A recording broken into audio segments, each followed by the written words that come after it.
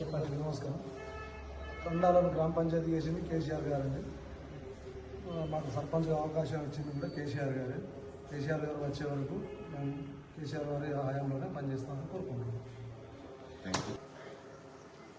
ఈరోజు మా సారంగపూర్ మండలం మేడారం తండ గ్రామానికి ఎన్నికైనటువంటి సర్పంచ్ చిరంజీవి భారతి గారికి శుభాకాంక్షలు తెలియజేస్తూ ఈరోజు మా బీఆర్ఎస్ పార్టీ కుటుంబ సభ్యులు మా రాజు గారు, అదేవిధంగా జగన్ గారు, అదేవిధంగా మా రమేష్ గారు, భాస్కర్ నాయక్ గారు, సుమన్ గారు, మల్లయ్య రాయమల్లయ్య గారు, కృష్ణ వార్డ్ మెంబర్, మరి మేము వీళ్ళందరూ కూడా కేసీఆర్ గారి నాయకత్వంలోనే పనిచేయడానికి మరి సిద్ధంగా ఉన్నామని చెప్పేసి మరి మేడారం సర్పంచ్ ఎన్నికైనటువంటి భారతి చిరంజీవి గారు వారికి తెలియజేయగానే ఈరోజు మరి కేసీఆర్ గారి నాయకత్వంలో మరి ఒక సర్పంచ్గా ఎన్నికై వీళ్ళ ఒక తండాకు గ్రామ పంచాయతీగా తండాలను గ్రామ పంచాయతీలుగా చేసినటువంటి నాయకుడు కేసీఆరే.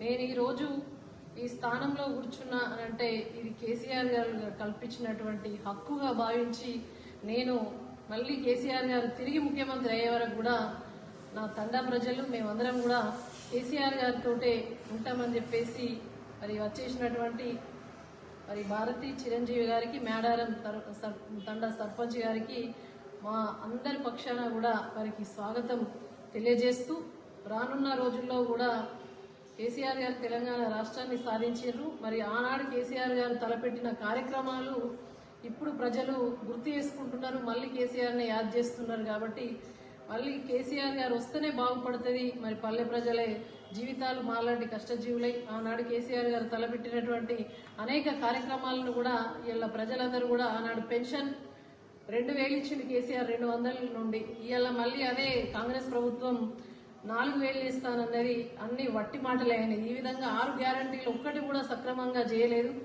ఇలా ప్రజలందరూ కూడా కేసీఆర్ను కోరుకుంటున్నారు, ప్రజలందరూ కూడా కేసీఆర్ వెంట ఉన్నారు పల్లెల్లో.